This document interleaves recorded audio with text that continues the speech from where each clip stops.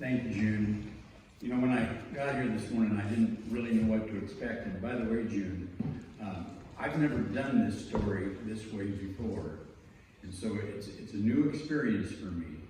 I was really very excited to see a number of faces in the room that I do know from a variety of the roles I've played over the last many years. And for those that don't know me, I'm born and raised here in Cashmere, live up on Flower Divide Road. I've been a farmer all my life. I know Jerry a little bit. I've only known him for, what, 50 years, Jerry? And a few others in the fruit industry. But this story that June extracted from me probably close to 15 years ago now, I've never given it in this context. I never even started thinking about it this way until a moment in time in the middle of the journey. So anyway, you all see a slide on the screen right now. And here goes my story of 9/11 and what that's meant to me over the last 24 years now. It'll be 25 years ago in September that September 11, 2001 occurred. Just one moment. I had two pieces of instruction from June on this process, and that was, you know, we want to try to make 3 really significant points, and you got to be done in 20 minutes. Oh, there's something along that line. I have not practiced this, so I don't know how long it's going to go. I know I'm going to tell a story. So on September 11th, 2001, I was in a meeting in Washington, D.C., representing the Washington State University in an advocacy role. Our meeting was being held about 4 blocks from the White House. Our meeting started at 8 a.m. About 9 o'clock, somebody came into the room and whispered something to the chair, and movement started happening. And pretty soon another person came into the room and whispered something in the chair's ear. Probably about, I'm guessing around 9:30 in the morning, Dan, who was running the meeting, said, folks, he said, it's become apparent that 2 airliners have crashed into the Twin Trade Towers in New York City. And it's also suspected that several more airliners have been hijacked. And nobody knows where they are. And we're in the middle of a meeting, and everybody's speculating what are the targets for these hijacked airliners. The conversation immediately went to the Capitol, to the White House, to the Pentagon. Nobody knew for sure what was going on at 9:30 on Tuesday morning. Our chair said, we think it's the wisest thing to adjourn our meeting immediately and disperse.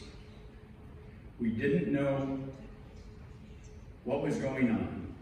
We went outside, and traffic was horrible in Washington, D.C.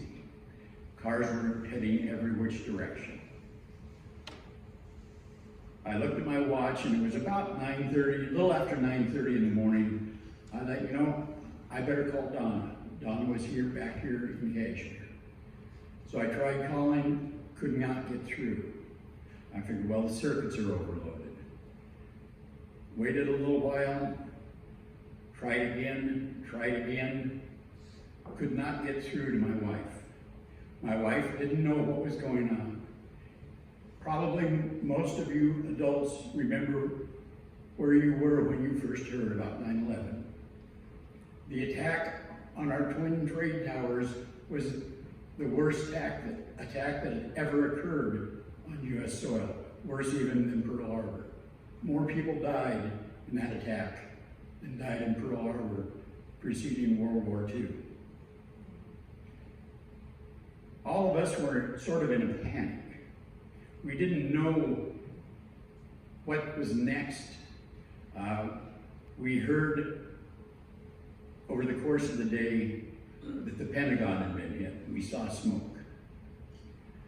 By noon, shortly after noon, you could literally walk down every street in Washington, D.C. because everybody had run. The city was empty. It was a ghost town. I've never experienced that before or since.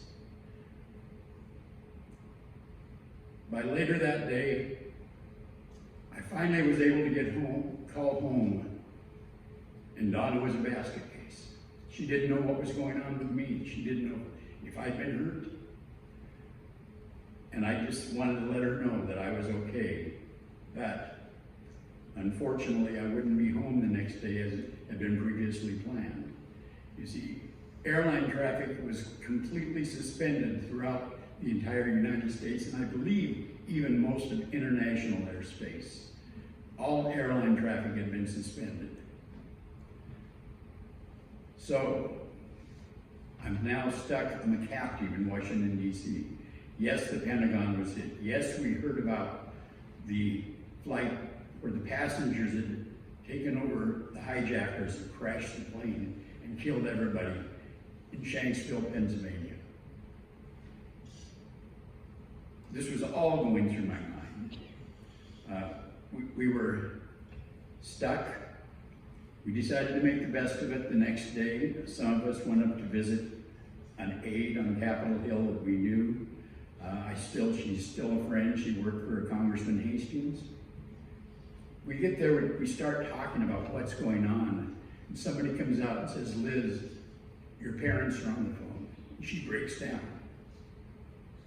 It was a tough time not knowing what was going on. So fast forward a little bit, a couple of days. I finally managed to get the second flight out of Washington, D.C. that happened since the attack, and it was 4 o'clock Friday afternoon. My taxi driver. I hopped in a taxi, 15-minute ride to Dulles Airport. My driver happened to be a North African Muslim. And he knew what had happened, obviously. And he was going on and on about the prophecies of Nostradamus, whom I had never heard of, quite honestly. But I've studied up a little bit since. And he was so apologetic and so warm and kind. He wanted me to know that not all Muslims were this way, because we had figured out that there had been radical Islamic attempt or group that had taken these planes over. So I finally got to the plane. I made it to SeaTac Airport. My wife at that point in time was at an FBLA conference. She was a business teacher at SeaTac, and I had a long layover. And my wife and my daughter came down to meet me at that moment in time, and we went out to dinner at SeaTac. Once again, our waiter was a Muslim. When he found out that I had been in Washington, D.C., I could not buy a glass of wine that night. They were all complimentary, I have to say. He wanted to let me know that this Muslim was not like those Muslims. And so I get home, and I've been through this 5-day pressure cooker. We go to church. By the way, the last time I think I went to church here was probably high school baccalaureate, just for your information. This church is a really familiar place, but I was going to the St. Francis Xavier across the street. And we got to church that Sunday morning. And I was back in my community, as June talks about community. I was surrounded by my friends. And I don't know what caused the song to get sung that day in that church at that moment in time. But it was then that I realized what PTSD was. The song that was sung that morning Most of you will know when I read the first verse, and that's all I'll read. Amazing grace, how sweet the sound that saved a wretch like me. I once was lost, but now I'm found. Was blind, but now I see. I literally broke down in church. I didn't feel it coming on, like I don't feel it coming on right now, but it happened. I have been impacted by that event. So, we have a huge event. Within a month, the United States invades Afghanistan to rid the world of Al-Qaeda forever.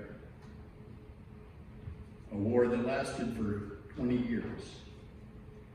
A couple years later, we again invade Iraq to rid the world of weapons of mass destruction that ultimately we discovered did not really exist. And I'm sitting there not saying it to myself, not even feeling it, just trying to move forward with life, normal life. But normal wasn't there anymore. I didn't know what it was, but I wasn't happy with the status quo.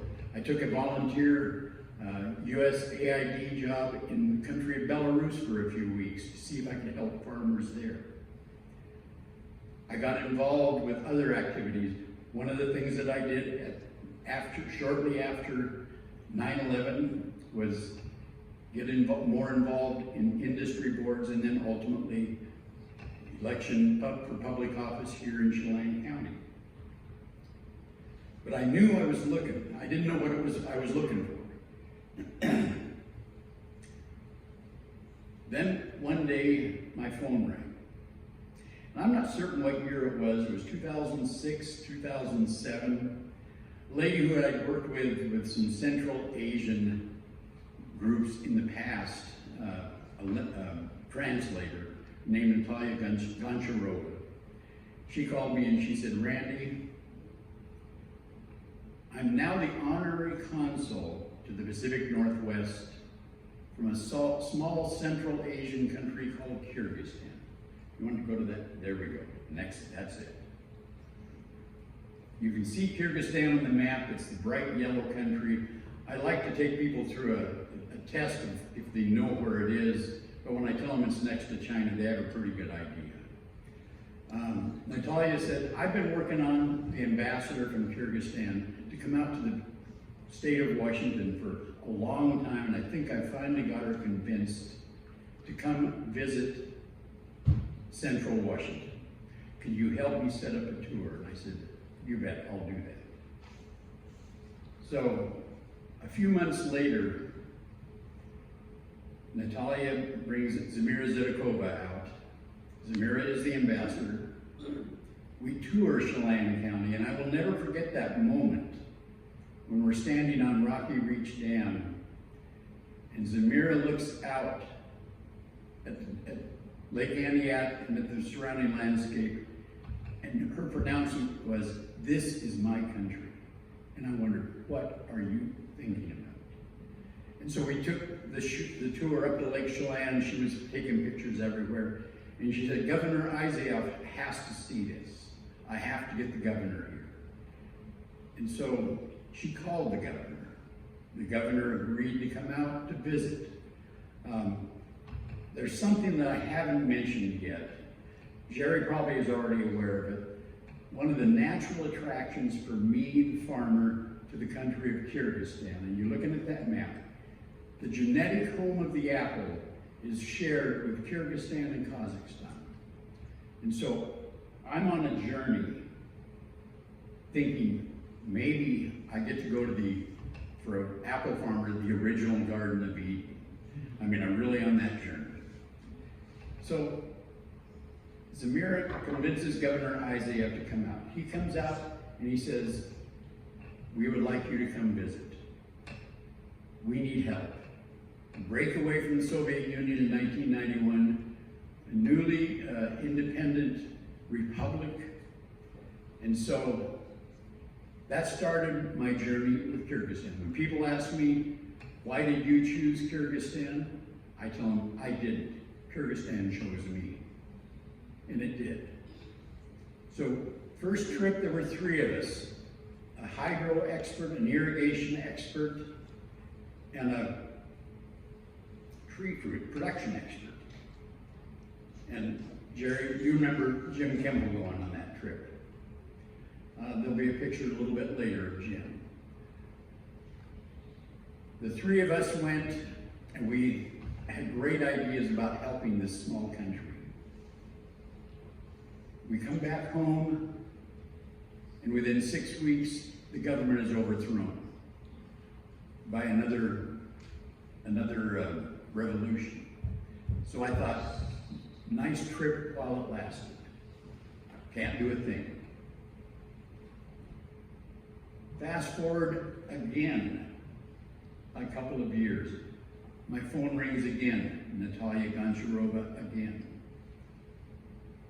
She said, Randy, there's an ag conference. Can you go to it? We'll sponsor you. So once again, 3 of us went to an ag conference, revisited the country. And then I had some other opportunities with ecotourism groups coming in. But then the next really significant seminal moment when I knew this was different.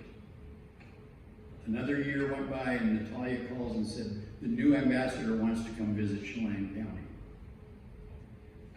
So I said, sure. Ambassador Mukhtar was his name. And Ambassador Mukhtar came out, did a tour, and he said, he said, I'd like to explore the idea of developing a sister region relationship with Chelan County. And he said, I'd like to come back in several months and meet with government officials to see if we can make that happen. And I said, well, Ambassador, I think I can make that happen. And so several months later, I had put together a group, and I'll name all the names because I think most of the people here will know most of the people involved. At that moment in time, State Senator Linda Parlett was a Senate Majority Leader. And at that moment in time, Keith Gaynor from Dryden was a County Commissioner. And J.C. Baldwin is a Port Commissioner. And so I invited all of them to come to our home to have dinner with Ambassador Mukhtar and Governor Emilbek Kaptagayev. And I only say that because I can, and I'm proud that I can say that. So we gathered together for dinner that night. And the discussion was to be the formation of a sister region relationship. And we were having hors d'oeuvres. We were going to have ribeye steak because the Kyrgyz are meat eaters. But we were standing around in the living room talking about stuff, as you would before dinner, and it hit me. I went up to Natalia, and I said, Natalia, in our country, when you have a gathering of this nature in a Christian home, it's tradition that we have a blessing before dinner. I recognize that our guests are Muslim. And I'm wondering if our guests would like to join us in offering a joint blessing for this meal. And Natalia says, I don't know, but let me ask the ambassador. So she went to the ambassador and he talked to the governor, and they said yes. And that evening, when we sat down to dinner, we offered a joint blessing. And that moment absolutely changed everything. The human respect that we showed to each other, a willingness to recognize our beliefs are different but alike, created a commitment in that room with all of those people to create that sister region relationship. So going forward after that, we worked for a year or two to create the sister region relationship. And ultimately, the governor and ambassador came back. We signed the deal at Lake Chelan Winery, this side of Chelan. It was a marvelous experience for Commissioner Doug England was the signatory on that. But protocols for sister region relationship require joint reciprocal signing. So we had an obligation to return. Now, by this time, I'd already been to Kyrgyzstan a couple of times. Doug England was then the chair of the county commission, and he wasn't certain if it was the short straw or the long straw, and got to go back to Kyrgyzstan with me. But he only was there for a couple of days his first trip. But what he discovered, and what I had started to discover by that moment in time, was this relationship wasn't about apples. It wasn't about irrigation. It wasn't about us helping them. It was about us helping each other, understanding each other's culture. This was about the people. And June has put up a picture right now. And that was Jim Kimball's last trip to Kyrgyzstan. The lady he's going arm in arm with to the orchard is Raisa Togolanova. She is considered the keeper of the germplasm repository of all old apples in the entire country. I don't know if she's still alive because it's been years since I've been there. But the relationships that we have built over time have been tremendous. Now, what's this this has been my approach, my beginning. I'm looking down the road from this time frame saying, does this mean anything to me going forward? I have one final benchmark that tells me it does.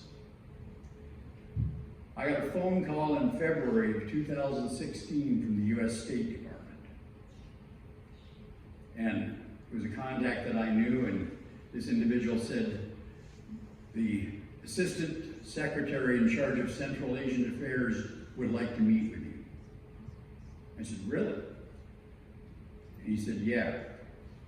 And I said, when and where? And he said, he wants to meet you on February 29th, which it was a leap year, 2016, at a small hotel in Seattle. So I said, I'll be there. So I met with Daniel Rosenblum that day. We sat down and I said, Secretary Rosenblum, how did you know about me? And he said, I know your story started on September 11th. I was literally blown away. I mean, somebody's been keeping track of me. And that sort of spooky and sort of neat, all wrapped into one. But we met for an hour that day and we talked about a variety of things. But my takeaway message from now Ambassador Rosenblum, Ambassador to Kazakhstan, he said, Randy, what you've been doing in Central Asia, specifically Kyrgyzstan, we can't do. He said, I encourage you to keep doing that. He said, you're building relationships with people across the water, across culture, across religion. And he said, we can't do that, but you can as a private person. So since that time, I've been really focused on maintaining and growing the contact. For the last 7 years, we've had 5 groups come in from Kyrgyzstan. A lot of them through Rotary.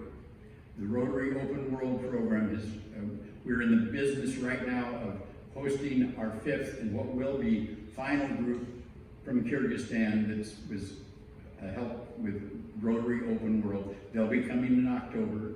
We formed a private not-for-profit here in Chelan County to support that effort.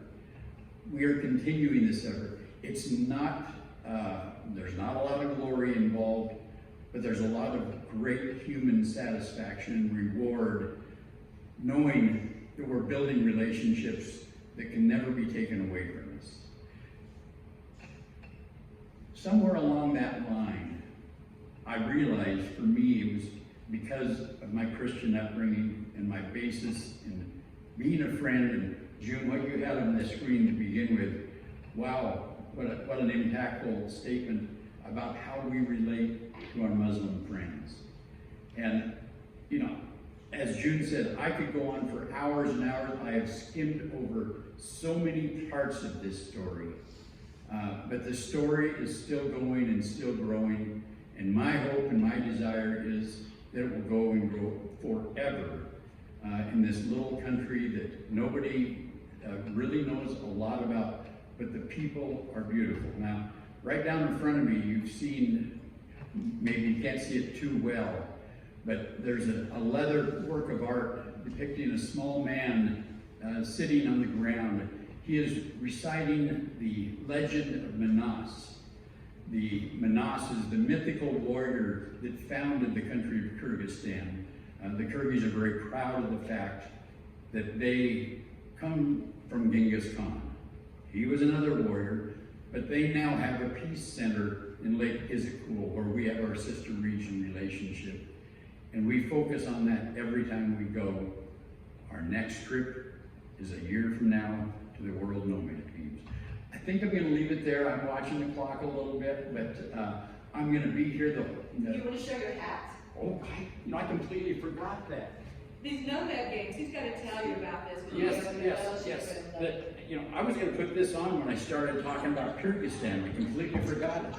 But this is a national symbol of the country.